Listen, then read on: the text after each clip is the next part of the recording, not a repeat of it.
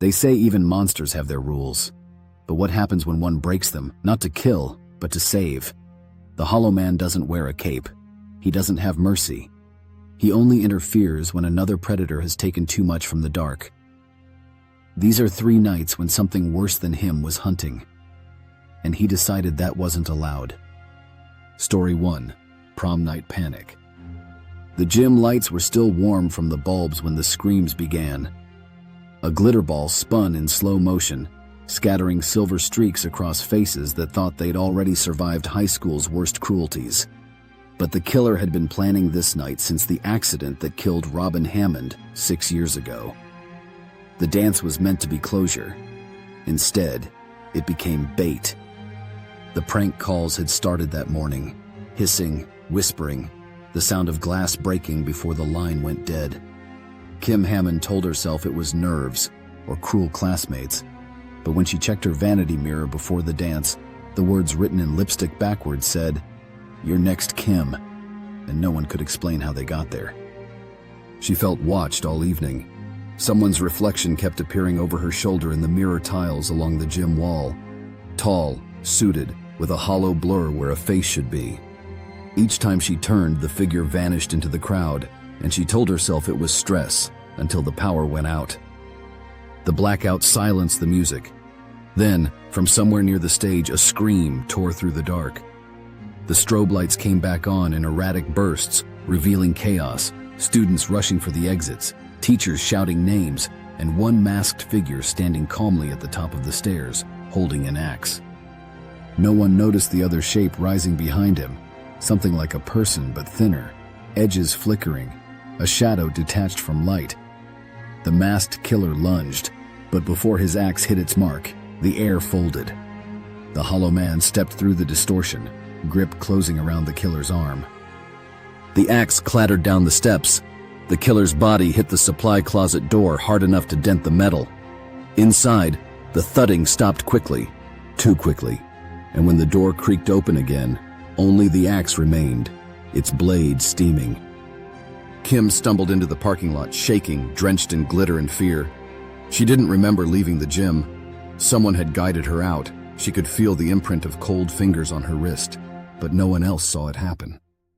Police arrived, found the closet empty. They said maybe another student had intervened. Maybe panic drove the killer away. But when the school photographer developed the last prom picture, there was a tall, dark figure standing just behind Kim's shoulder, half turned toward the camera, its face a hollow blur. The next morning, Kim opened her locker to find a single Polaroid from that night. Across the bottom, in elegant handwriting, were the words, "You looked beautiful under the lights." The detective told her the lipstick from the mirror matched none of the suspects. The handwriting on the photo belonged to no one in the school. They burned the evidence, thinking it was over. Weeks later, Kim began waking up to faint tapping on her window pane.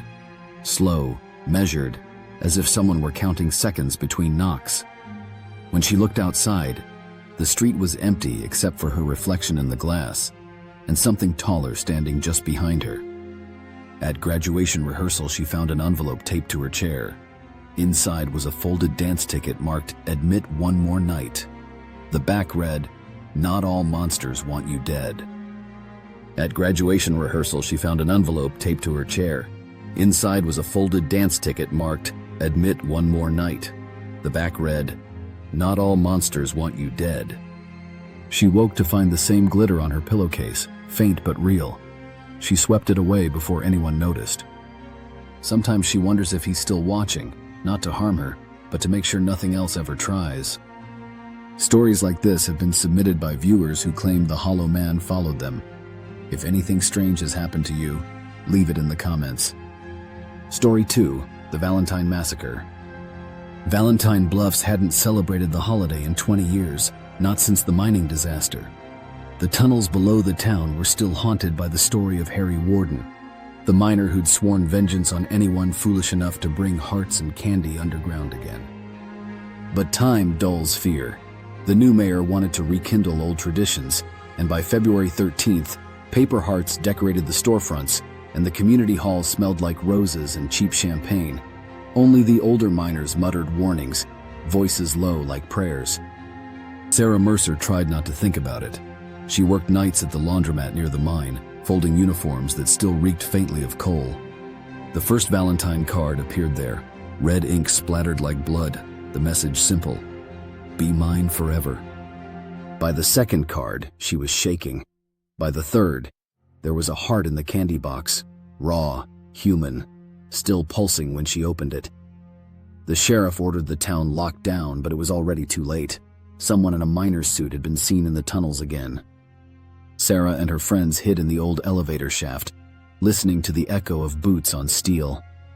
The gas lamps began to pop one by one, bursting as if someone walked past them, invisible. In the dark between the explosions of light, she saw two shadows moving, one heavy and human, the other tall, rippling like smoke. The killer's helmet light swept across the chamber and found Sarah's face. She froze as he raised the pickaxe, but before he could swing, the light snapped off, plunging them into silence. The sound that followed wasn't a scream. It was metal grinding against stone and something dragged away.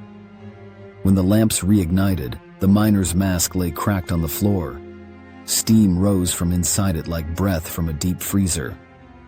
The Hollow Man stood in the tunnel's mouth for an instant before dissolving into the dark. Sarah ran until her lungs felt like they'd split. She reached the surface, collapsed beside the mine office, and saw the distant flicker of a headlamp moving toward her. But it wasn't a rescuer. It was that same hollow silhouette pausing long enough for her to see that it carried the broken pickaxe like a warning. By morning, the killing stopped. The mine sealed again. The sheriff called it a copycat incident and refused to answer questions about footprints that began in the tunnel but didn't end anywhere.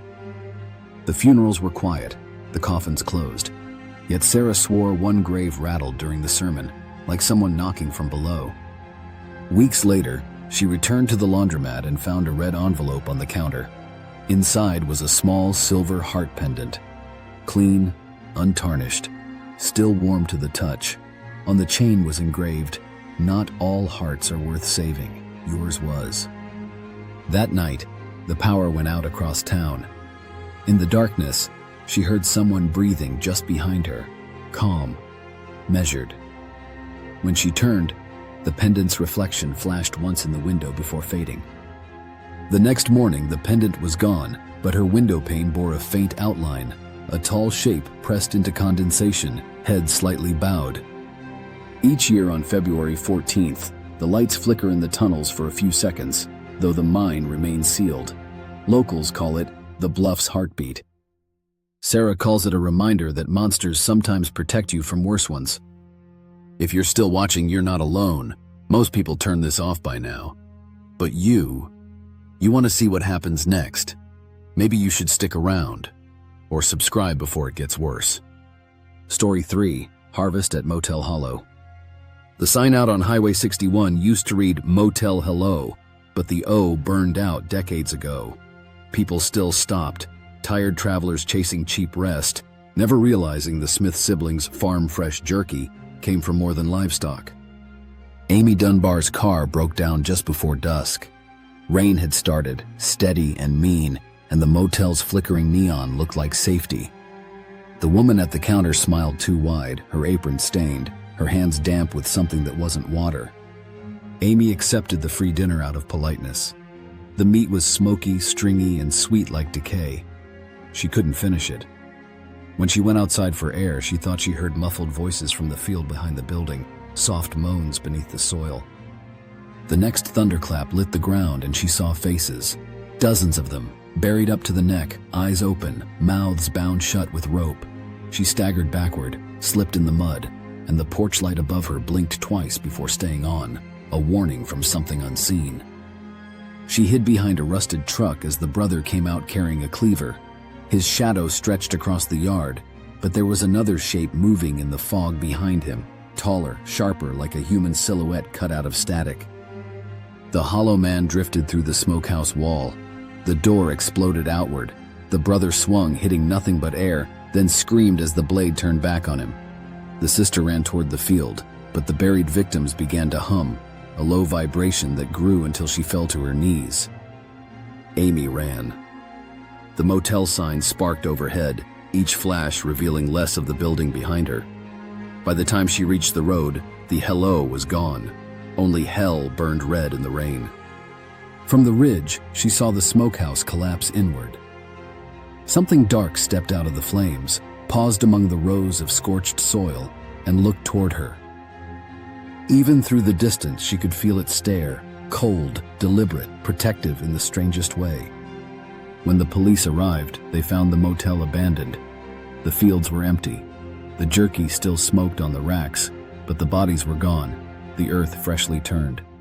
Amy told them everything. They said she'd hallucinated from shock.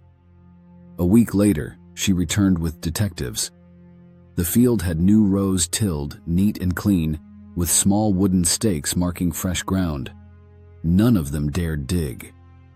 That night in her motel room across town, she dreamed of the hollow man standing in the fog, his head tilting as if listening for her heartbeat. When she woke, the television flickered to static, whispering a sound like soil shifting. The next day, a brown package arrived with no return address.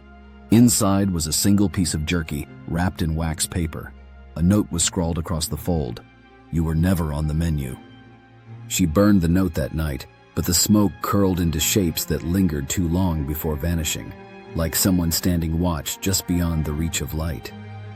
Locals who drive Highway 61 now say they sometimes see a figure near the old motel sign, staring at passing cars, waiting until the headlights fade before disappearing into fog. Amy never drives that route anymore, but she still leaves her porch light on every night. She says it's not for her own safety, it's for his. New horror drops every Hollow Wednesday. Subscribe before he finds someone else.